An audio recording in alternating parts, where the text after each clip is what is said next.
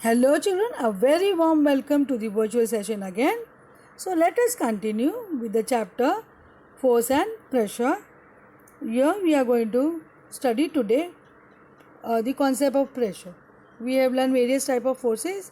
So let us now continue with the next part of the chapter, which is extremely important, that is pressure. So let us see what is pressure. Not only the magnitude of the force but the area upon which it acts also affects the changes it may bring upon an object. So it is not the magnitude, the value with which the force is acting upon, but the area upon which it is acting is also affect the change. So force will bring some change, and the magnitude is not the only factor here. The area upon which it is acting is also very important. So the force acting upon a unit area is called pressure. Suppose a force acting of 10 Newton on a unit area 1 meter square. So that will become a pressure. So that is called as a pressure because pressure is actually how much force acting on in a given unit area. So unit area means 1 centimeter square, 1 meter square. The definition of pressure should be very clear with you. We will continue with the discussion. Let us clear some more concepts on pressure. The pressure exerted by an object depends upon its surface area, extremely important. So you just need to make down few points in your notebook, children, about pressure, which is extremely important for you to take down these concepts, and you need to know this concept very well. If the surface area is small, the amount of pressure applied is large. We will have some pictures here to uh, see what we are saying is correct or not. So if the surface area is small, the amount of pressure applied is large, and vice versa.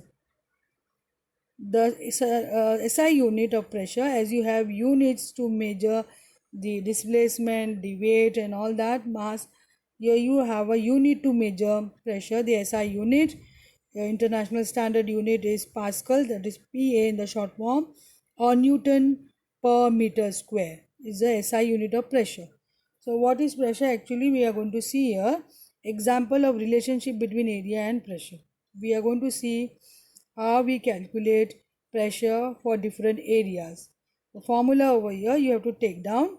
Pressure is equal to force upon area.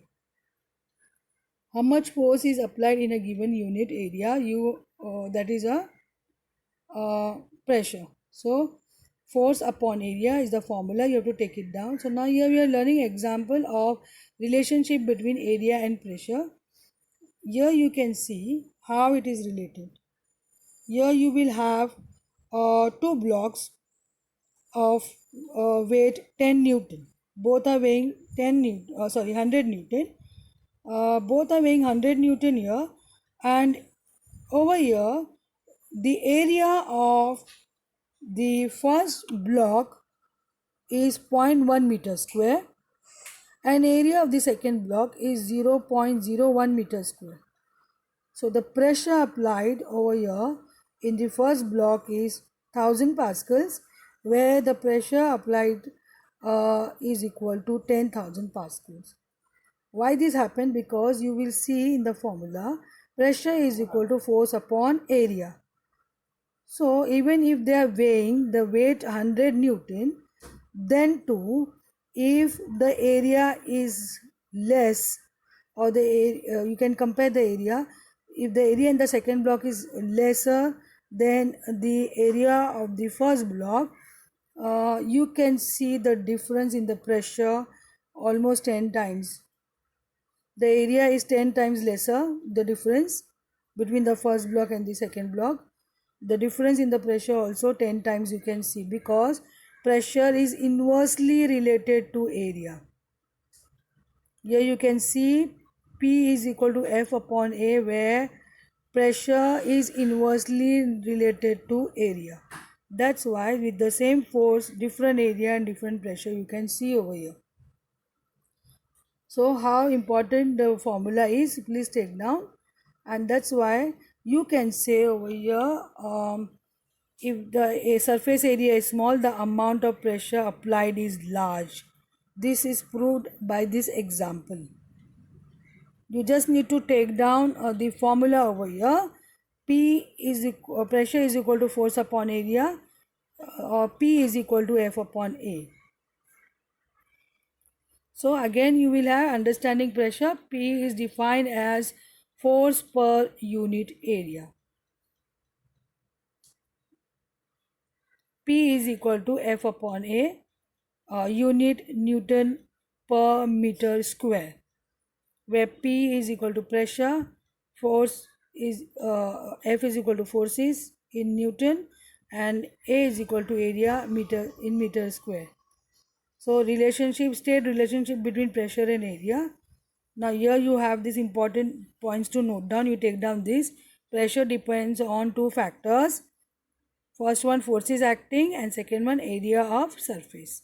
Please take down these 2 points only, because formula you have already taken down.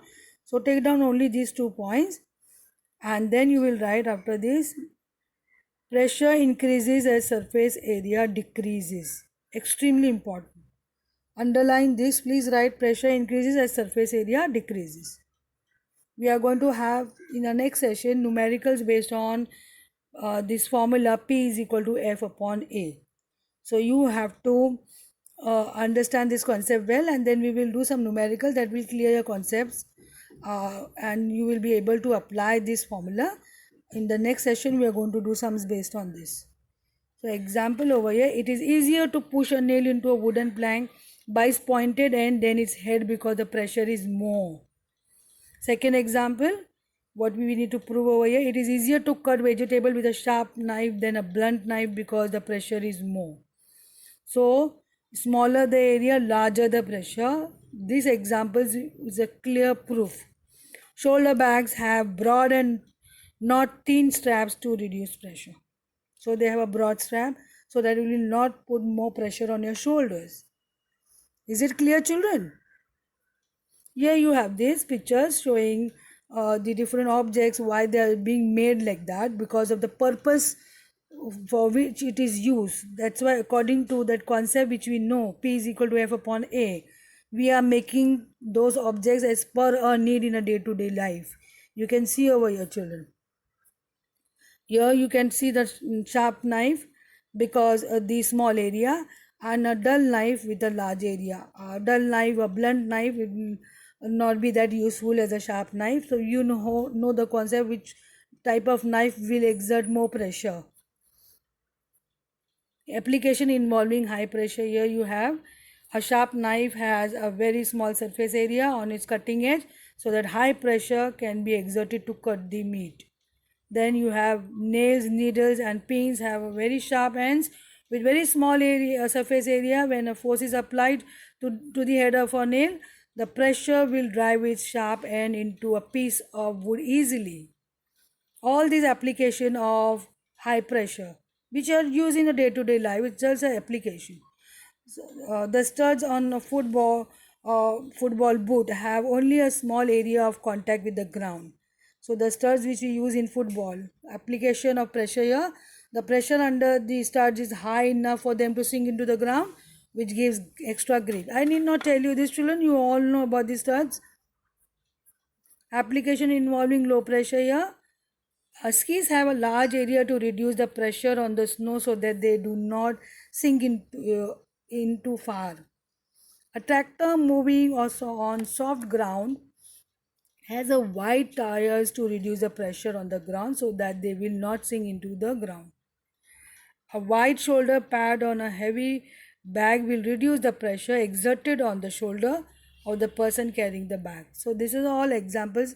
You can take down one example, one explanation from application involving high pressure, and one example from application involving low pressure. You need not write all the examples, children. Just copy one example from each. Thank you, children. I hope the concepts are clear with you. We will continue with the numerical session in our next video. Thank you and have a wonderful day.